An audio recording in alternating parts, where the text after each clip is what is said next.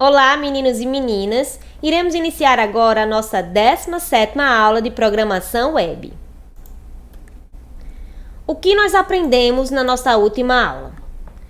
Nós continuamos a respeito das partes do documento HTML com os elementos aside ou ascii, section, figure, fig caption. Esses elementos foram apresentados com suas definições, exemplos de cada um deles. Inclusive, no final, nós vimos em uma página web como o usuário visualizaria esses elementos. Vimos também a divisão de conteúdo, o agrupamento de elementos e eu também trouxe para vocês os principais erros e mais comuns que nós temos em HTML. Hoje, iremos iniciar o nosso estudo através do CSS. E o que seria CSS? É a abreviação deste termo em inglês, que significa folhas em estilo em cascata, e essas folhas são um mecanismo simples para adicionar estilos. E que estilos seriam esses? Seriam fontes, cores, espaçamentos aos nossos documentos web. Certo? No caso, eu poderia adicionar um padrão para o meu documento em HTML. E qual seria a finalidade dele? É dar ao HTML funções de apresentação de um documento, como, por exemplo, cores de fontes, tamanhos de textos, posicionamentos, todo o aspecto visual de um documento, ou seja, dar um padrão e deixar ele mais organizado e mais bonito, certo?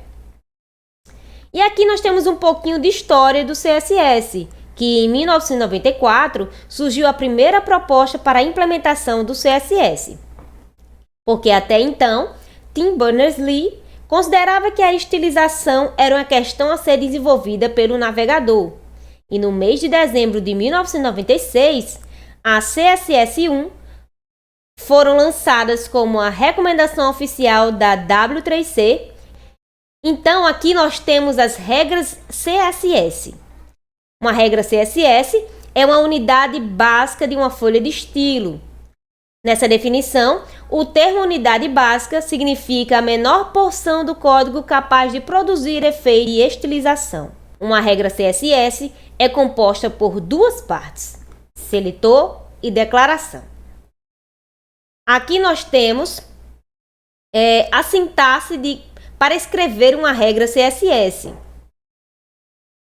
Certo? No caso aqui a gente tem o seletor, propriedade, valor e essa parte aqui seria a declaração, certo? O seletor é o alvo da regra CSS. A declaração, que é esta aqui, determina os parâmetros de estilização, compreende a propriedade e o valor, como vocês podem observar aqui. No caso, a propriedade, para que ela serve? Define qual será a característica do seletor a ser estilizada. E o valor é a quantificação ou qualificação da propriedade. Então, como eu acabei de mencionar, aqui temos as definições do que é um seletor, declaração, propriedade e valor, para que vocês possam estudar tudo bem direitinho, certo? Então, a regra CSS poderá conter várias declarações separadas por ponto e vírgula. E aqui nós temos um exemplo desta regra em CSS. Quem seria o seletor aqui? Seria este elemento P. E as declarações nós temos três. Seria color red, background color black e font size 12px. As propriedades também teríamos três. As propriedades seriam color, background color e font size. No caso, o color aqui que nós temos vai definir a cor dos textos contido em P.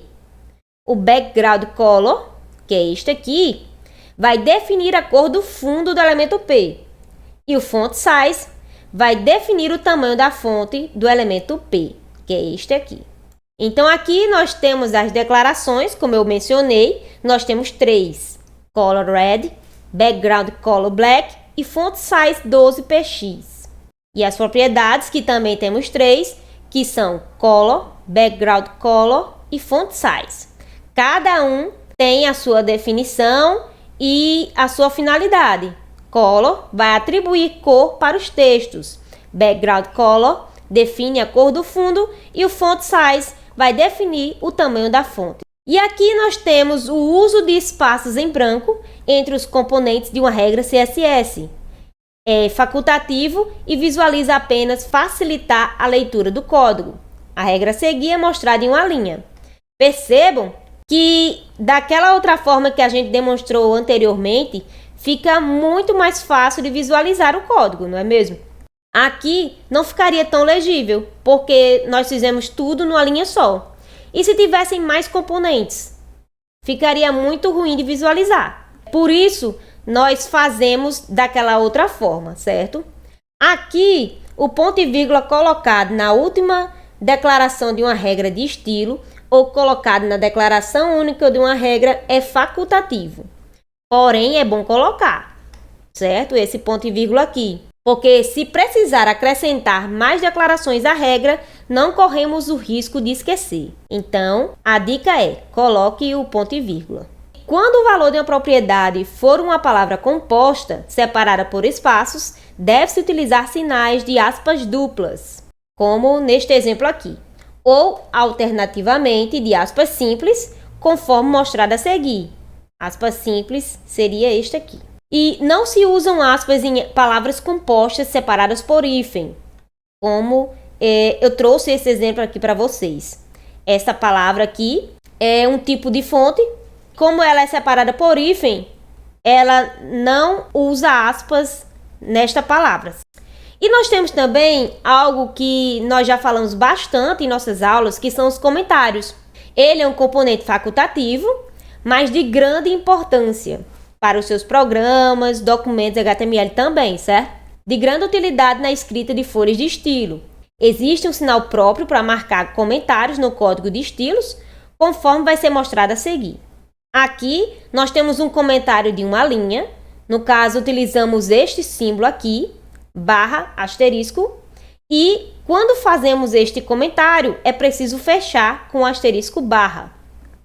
Mas nós também podemos fazer um bloco de comentários.